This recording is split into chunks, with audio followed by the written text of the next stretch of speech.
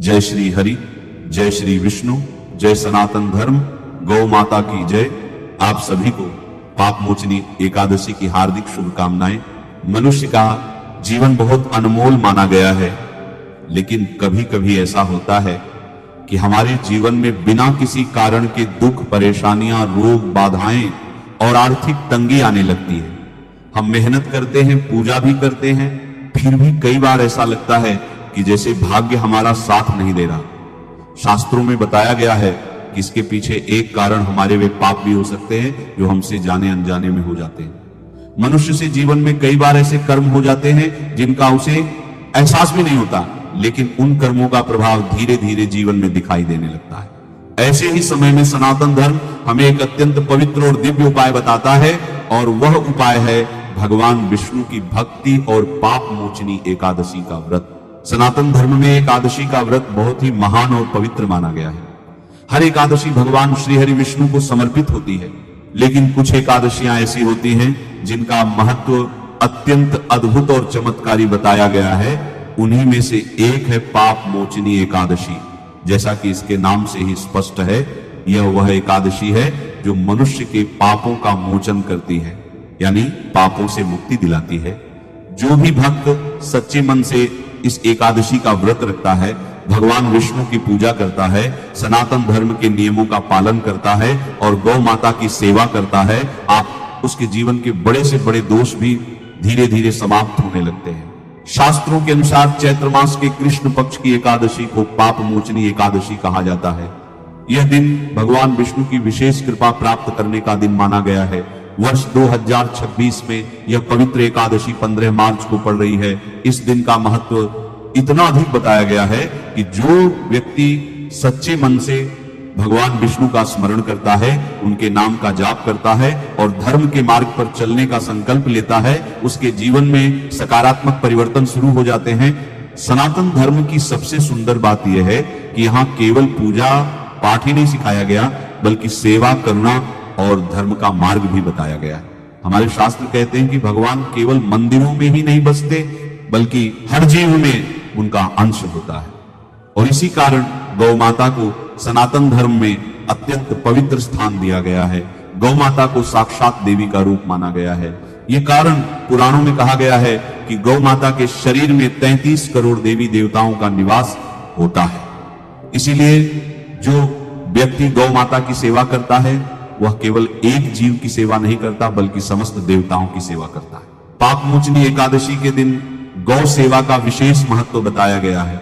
इस दिन जो भक्त भगवान विष्णु की पूजा के साथ साथ गौ माता का सम्मान करता है, उनकी सेवा करता है, उनके प्रति श्रद्धा और प्रेम प्रकट करता है, उस पर भगवान विष्णु की कृपा बहुत जल्दी होती है।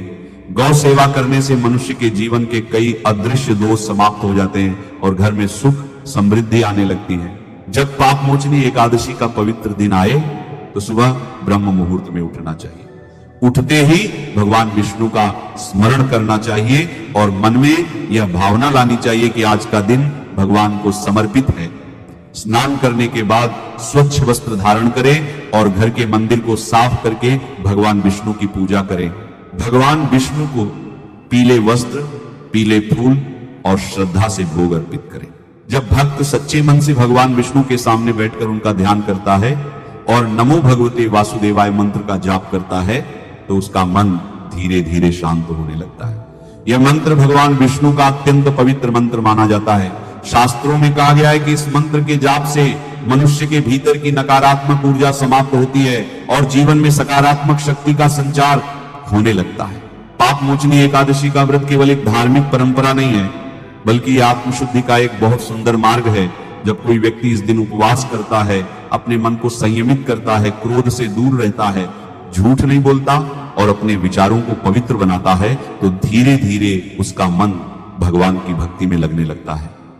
यही कारण है कि सनातन धर्म में व्रत और नियमों को इतना महत्व दिया गया है। इस पवित्र दिन तुलसी माता की पूजा करना भी अत्यंत शुभ माना गया है। तुलसी माता भगवान विष्णु को बहुत प्रिय है। शाम के समय जब भक्त तुलसी के पास दीपक जलाता है और भगवान विष्णु की आरती करता है, तो वातावरण में एक दिव्य ऊर्जा का अनुभव होता है। ऐसा माना जाता है कि जहां तुलसी माता की पूजा होती है वहां भगवान विष्णु की कृपा स्वयं चली आती है। सनातन धर्म हमें यह भी सिखाता है कि केवल पूजा करना ही पर्याप्त नहीं है, बल्कि दया, सेवा और दान भी बहुत महत्वपूर्ण है। पाप मोचनी एकादशी के दिन जरूरतमंदों की मदद करना बहुत बड़ा पुण्य माना गया है। जब कोई व्यक्ति किसी भूखे को भोजन देता है, किसी गरीब को वस्त्र देता है या किसी दुखी व्यक्ति की सहायता करता है तो भगवान उसके इस कर्म से बहुत प्रसन्न होते हैं। लेकिन इन सभी पुण्य कार्यों में गौ सेवा का स्थान बहुत ऊंचा माना गया है। जो व्यक्ति सच्चे मन से गौ माता का सम्मान करता है, उन्हें माता के रूप में मानता है और उनकी सेवा करता है, उसके जीवन में धीरे धीरे चमत्कारी परिवर्तन होने लगते हैं। गौ माता का आशीर्वाद मनुष्य के जीवन में शांति, समृद्धि और सुख लेकर आता है। हमारे ऋषि मुनियों ने भी गौ सेवा को धर्म का बहुत महत्वपूर्ण अंग बताया है। वे कहते थे कि जहां गौ माता का सम्मान होता है वहां धर्म, समृद्धि और सकारात्मक ऊर्जा का वास होता है। इसलिए पाप मोचनी एकादशी के दिन भगवान विष्णु की पूजा के साथ साथ गौ माता के प्रति श्रद्धा प्रकट करना अत्यंत शुभ माना गया है। जीवन में कभी कभी मनुष्य अपने पापों के कारण निराश हो जाता है, उसे लगता है कि शायद अब उसके जीवन में सुधार नहीं हो सकता, लेकिन भगवान विष्णु की करुणा इतनी महान है कि वे अपने भक्तों को कभी निराश नहीं करते। अगर मनुष्य सच्चे मन से भगवान का स्मरण करे, धर्म के मार्ग पर चले और सेवा का भाव अपने जीवन में लाए तो भगवान उसकी हर भूल को क्षमा कर देते। पाप मोचनी एकादशी हमें यही संदेश देती है कि जीवन में चाहे कितनी भी गलतियां हो गई हों, अगर मनुष्य सच्चे मन से पश्चाताप करे और भगवान विष्णु की शरण में आ जाए तो उसका जीवन फिर से प्रकाश से भर सकता है। भगवान विष्णु अपने भक्तों पर हमेशा कृपा बरसाते हैं और जब उस भक्ति के साथ गौ सेवा का पवित्र भाव जुड़ जाता है तब उसका पुण्य कई गुना बढ़ जाता है। गौ माता के प्रति सम्मान और सेवा का भाव मनुष्य के हृदय को पवित्र बनाता है और उसके जीवन में धर्म का प्रकाश फैलाता है। जब भी पाप मोचनी एकादशी का पवित्र दिन आए तो भगवान विष्णु का स्मरण अवश्य करें, उनके नाम का जाप करें, तुलसी माता की पूजा करें, दान और सेवा करें और अपने जीवन में गौ माता के प्रति श्रद्धा और सम्मान का भाव अवश्य रखें। क्योंकि जहां भगवान विष्णु की भक्ति होती है, जहां सनातन धर्म का पालन होता है और जहां गौ माता का सम्मान होता है, वहां दुख और दरिद्रता अधिक समय तक नहीं टिक पाते, वहां धीरे धीरे सुख, शांति और समृद्धि का वास होने लगता है।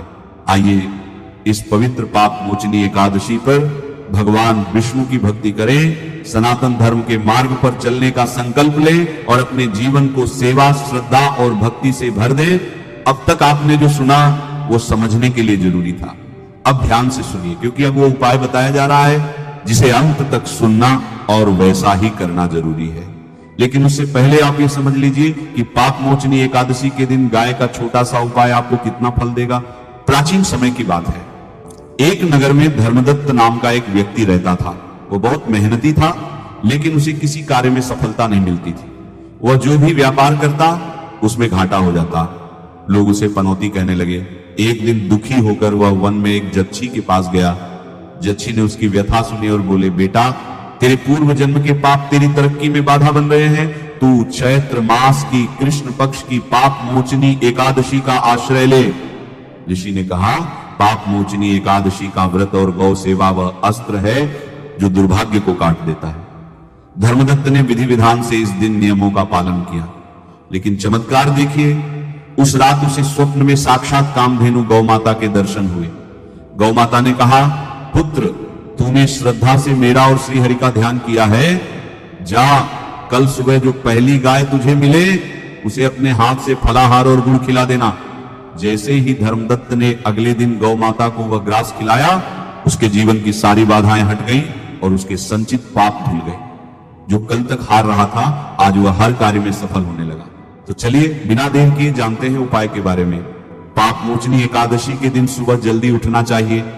अगर ब्रह्म मुहूर्त में उठ सके तो और अच्छा, नहीं तो सूर्य निकलने से पहले उठने की कोशिश करें। उठने के बाद नमो भगवते वासुदेवाय का स्मरण करें। गाय को अगर पाप मोचनी एकादशी के दिन सादा भोजन कराया जाए, जैसे हरा चारा या दूब घास, तो शास्त्रों में बताया गया है कि शरीर में चल रही अनेक प्रकार की बीमारियां धीरे धीरे शांत होने लगती हैं। खासकर जिन लोगों को लंबे समय से कोर्ट केस, शत्रु भय या सफलता का सामना करना पड़ रहा है, उनके लिए यह उपाय रामबाण है। गाय को घास खिलाते समय मन शांत रखें। गाय को यदि पाप मोचनी एकादशी के दिन केला खिलाया जाए तो ये माता लक्ष्मी और भगवान विष्णु की कृपा प्राप्त करने का सबसे सरल उपाय माना गया है। शास्त्रों में उल्लेख है कि केला भगवान विष्णु को अत्यंत प्रिय है, क्योंकि एकादशी विष्णु जी की तिथि है। जब गाय माता को यह फल खिलाया जाता है तो धन और सफलता से जुड़ी रुकावटें तत्काल हटने लगती हैं। जिन लोगों का प्रमोशन रुका है या व्यापार नहीं चल रहा, उनके लिए यह उपाय बताया गया है। गाय को अगर कर्ज से मुक्ति के लिए भोजन कराना हो तो पाप मोचनी एकादशी के दिन थोड़ा सा गुड़ खिलाना चाहिए। सर्वोत्तम यही है कि इस दिन गाय को फल, गुड़ और हरा चारा ही खिलाएं, क्योंकि एकादशी पर अन्न का त्याग श्रेष्ठ माना जाता है। लेकिन अगर आप रोटी खिलाना ही चाहते हैं तो वह ताजी होनी चाहिए और उसमें नमक नहीं होना चाहिए। रोटी खिलाते समय मन में कर्ज मुक्ति का भाव रखें। गाय को नौकरी या काम में सफलता के लिए पाप मोचनी एकादशी के दिन भीगी हुई चने की दाल और गुड़ खिलाना अत्यंत शुभ माना गया है। शास्त्रों में कहा गया है कि यह उपाय गुरु ग्रह को मजबूत करता है और मेहनत का फल दिलाता है। जिन लोगों का काम बार बार अटक जाता है, इंटरव्यू के बाद भी चयन नहीं होता, उनके लिए यह उपाय बताया गया है। चैत्र माह की यह एकादशी समस्त दोषों को हरने वाली मानी जाती है। शास्त्रीय मान्यता है कि जो भी व्यक्ति 9 दिनों में ब्रह्म मुहूर्त में उठकर माता की आराधना कर लेता है, उसे स्पर्श करने मात्र से वायु भी पवित्र हो जाती है और व्रत के प्रभाव से ऐसे लोग 84 लाख योनियों में भटकने की जगह सीधे परम धाम को जाते हैं। इस व्रत की विशेषता बताते हुए कहा गया है कि यदि कोई व्यक्ति सच्चे मन से माता शैलपुत्री से लेकर माता सिद्धिदात्री तक की पूजा कर लेता है तो उसे माता भवानी का अद्भुत आशीर्वाद प्राप्त होगा। हमारे शास्त्रों में चैत्र नवरात्रि का महत्व बहुत अधिक बताया गया है। मार्कंडेय पुराण के अनुसार यह पर्व स्वयं आदिशक्ति माता दुर्गा को समर्पित माना जाता है। माता की महिमा का बखान करते हुए शास्त्रों में एक अत्यंत सिद्ध श्लोक बताया गया है। सर्वमंगल मांगल्ये शिवे सर्वार्थ साधिके शरण्ये त्र्यंबके गौरी नारायणी नमोस्तुते, जिसका अर्थ है कि हे नारायणी, तुम सब प्रकार का मंगल प्रदान करने वाली, मंगलमयी, कल्याणदायिनी शिवा, सब पुरुषार्थों को सिद्ध करने वाली, शरणागत वत्सला, 3 नेत्रों वाली एवं गौरी हो, तुम्हें नमस्कार है। मान्यता है कि इन दिनों में माता रानी साक्षात धरती पर विचरण करती हैं, इसलिए इन 9 दिनों में पूजा आराधना करना और इस श्लोक का पाठ करना बहुत फलदायी माना जाता है। इसके अलावा नवरात्रि में कन्या पूजन और दान करना भी शुभ माना जाता है, जिससे पापों से मुक्ति मिलती है और पुण्य फलों की प्राप्ति होती है। नमः शिवाय। श्री महालक्ष्मी नमः। नमो भगवते वासुदेवाय। जय मां सरस्वती। जय श्री कृष्ण। राधे राधे।